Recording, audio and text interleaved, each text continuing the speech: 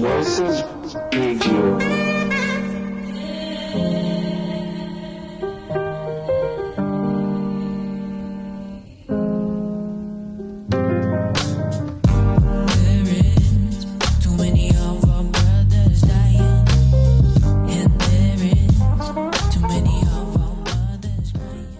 Yes, people who just tuned in, that was my special guest today, Gonzo with BL. Gonzo, how we doing? I'm good, how you doing? I'm not too bad, thank you. So yeah, like we just spoke literally just off here, I was trying to figure out how I discovered your music, and then I realised, because I'm such a tastemaker, got to big myself up. My good friend S.I. Stature, who I had on the show here a few months ago, Yes. included you in his project with Complex, which I was going to get into later, but it seems like it's a good segue to get into that. So, and it's very fresh and very new. So did that happen this week? It came out on Friday afternoon. Yeah. And how did that come about? That came about, so someone showed Dukus my music. Okay, big up Dukus, just played his new one as well. Yeah. And then he showed SI my stuff, and then he was like, yeah, I want to do something with you. Yeah. I was like, yeah, let's do something. And he was like, Sick. oh, this project is coming along. I want to put you forward. Nice. I was like, great. So that was really special because it wasn't, no one plugged me, no one did nothing. Yeah. It was just simply word of mouth. Just genuine. Yeah. They're always the best ways for things to come about.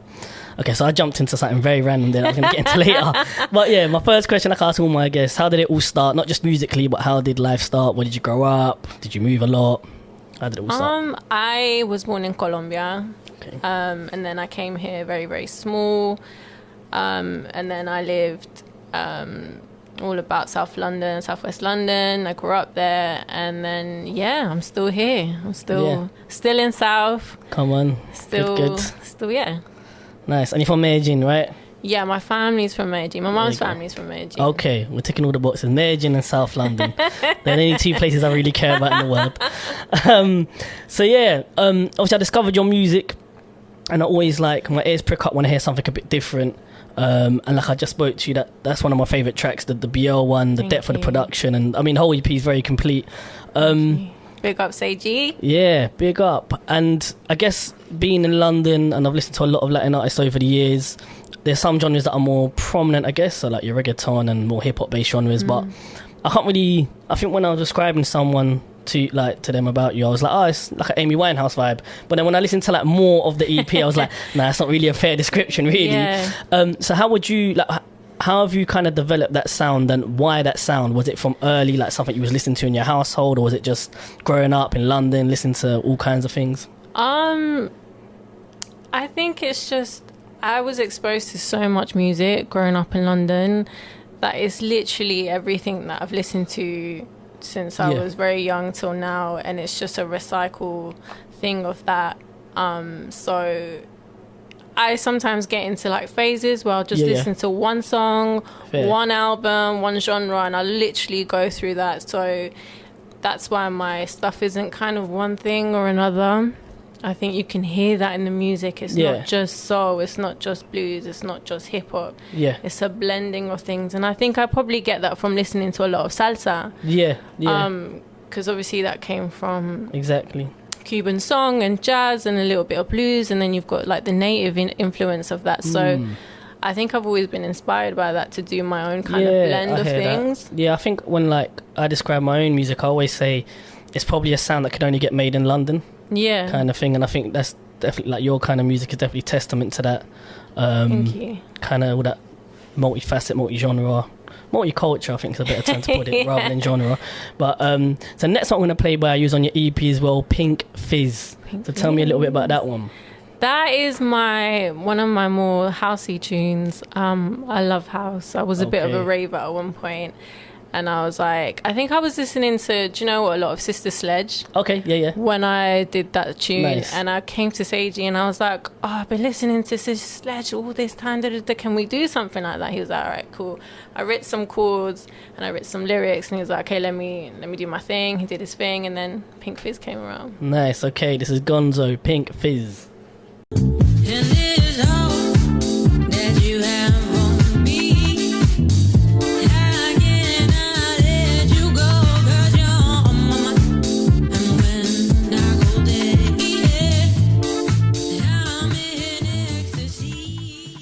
Gonzo with Pink Fizz.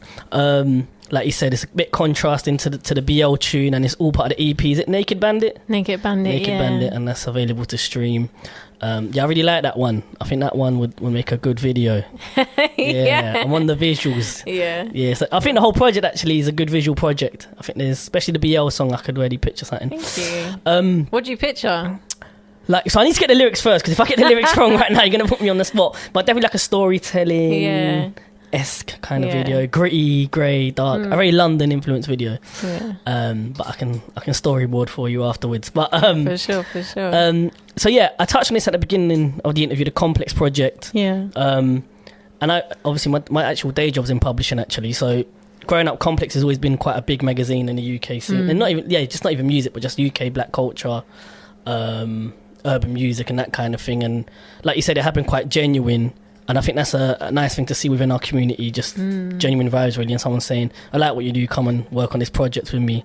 What did you learn like from that process of doing that project? What was your takeaways from it? What did I learn? I mean, if anything. But I'm not very good in front of the camera. I'm not very good at taking photos. That's what I learned. But it was a nice process to see like what people are interested in hearing about the music and what I had to say about it. I don't think I had thought about kind of my process before and how I would write, how I would go about things. It's something that I never really thought about until I was asked and questioned about it. So it was something quite reflective, and I obviously learned as well that there's loads of people who are Latino, who are doing their thing here, who are doing something different, which is so great to see, and really inspiring to see other people doing that. There's definitely a wave, especially of female artists. I find like there's definitely a strong wave. Yourself, Sophie Castillo, who I had on the show, Katie, who's opened up to one of my shows before last year. Desta French, Stephanie Santiago, like the list goes on, like and I always like sometimes say on my show like the man really need to pattern up, because like it's sometimes I'm getting an inbox full of music and it's like okay, it's just gonna be women's night, that's all good, but the guys need to like ladies night, but so talking about so you just released, or are you gonna release it? This is an exclusive play of it, right? So tell me about it.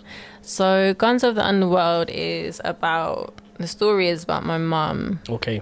And her leaving Colombia to come here, her leaving a certain lifestyle that surrounded her, that she didn't want for me. And so here we are, and kind of like that whole process of getting over here, and I kind of touch on very kind of elusively about papers and not having papers, and that's a real story. So I think everyone can relate to that. I think my mum's never really told me like the full disclaimer of her story, but I know it was a techie one to say the least. But I mean, I guess like every artist, they find therapy when they write and release music, and I think songs like this one, Guns on the Underworld, they open up conversations that perhaps, like I just said, like my mom's never given me full disclaimer of her story, but songs like this can open up a conversation, which I think is important, and they're not subjects that necessarily are talked about a lot in our community. Like we all know Colombia might have a history of negativity and whatever the case is, but there's more to our story than just one man who was active for a little bit. So when's the release date for it? Friday 10th of March. Friday 10th of March. Which is her birthday. Oh, so, wow. Yeah, so it's special. Okay, we're ticking all the boxes. Very nice. Okay, this is Gonzo with Guns and the Underworld. Away from the guns and the underworld. Away from the guns and the underworld. Just you and I. Away from the guns and the underworld. Away from the guns and the underworld. Yes, that was Gonzo with Guns and the Underworld. Yeah, beautiful. I love that one. Like I said off air, the same producer, Dkel Productions, lovely. And the subject matter, like we just said, is something that's not spoke about a lot. So yeah, man, congratulations. It's a great piece of work. What's your plans for it? Is there an acoustic session, a video? My plans is to release it. That'd be a good start. We're gonna release it, and then we're gonna slowly start releasing the other songs from the project. So I've been doing this project for coming up to over a year now. So I'm quite excited for people to listen to the new project. It's definitely, I feel like, more refined than Naked Bandit. Naked Bandit sounds quite raw to me when I listen back to it. This project's definitely more, there's a lot more focus, there's a lot more placement in direction, even the way I use my voice.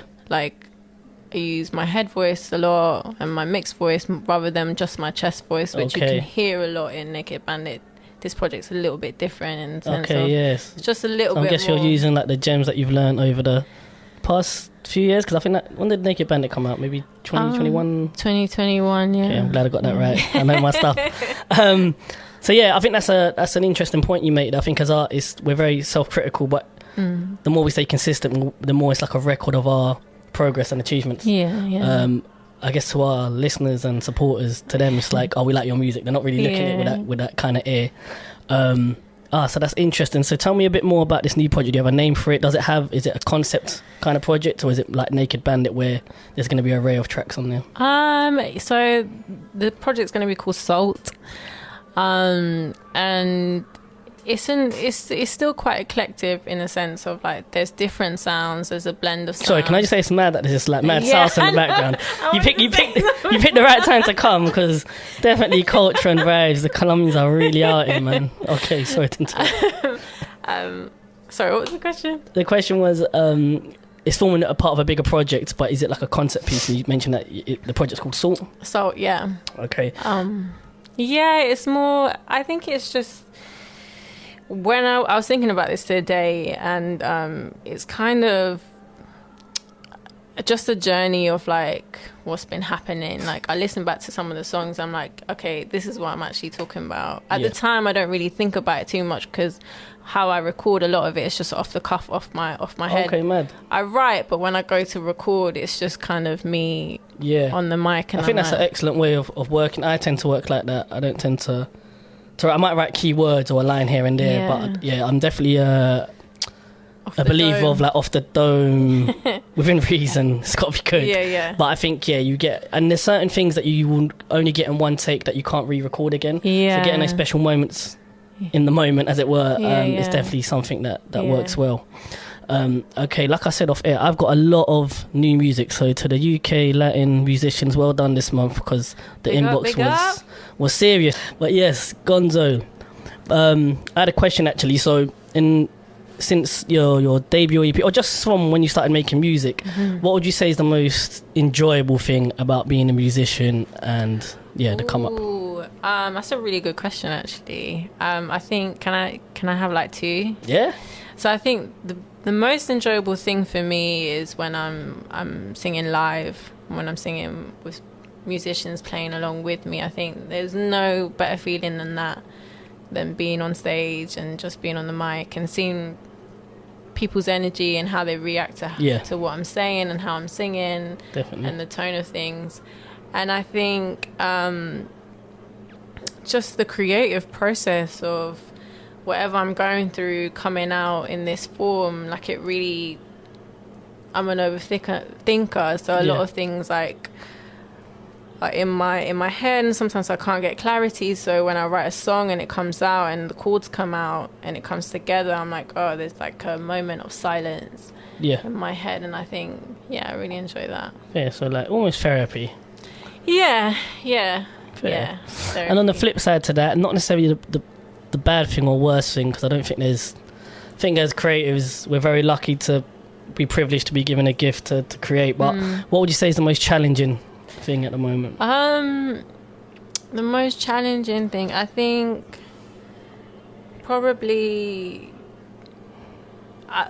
I would have said maybe like a couple of months ago, like the whole social media stuff was probably the most challenging thing, but now I'm kind of evolving in a sense of this is actually a way to connect with people who are listening to my stuff.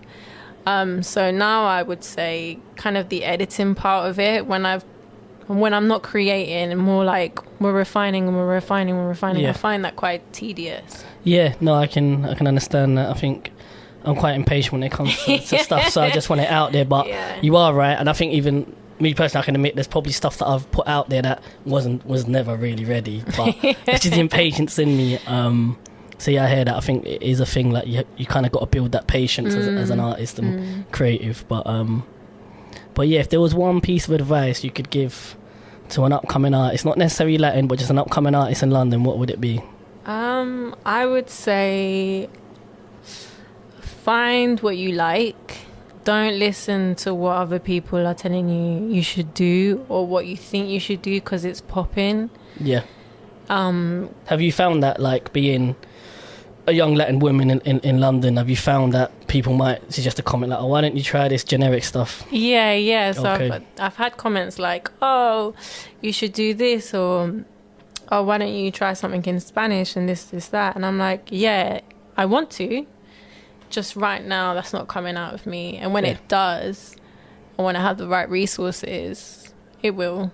It will. But it's not something that I want to shy away from. It's just right now, what's coming out of me is just more soulful stuff. So yeah. Fair enough. So Gonzo, last few questions, then we're out, man. But it's been a pleasure Thank you for having you. me. Hopefully, we're gonna have you back when you release the EP. We'll do like a proper exclusive 1 hour just going through the tracks. Love that.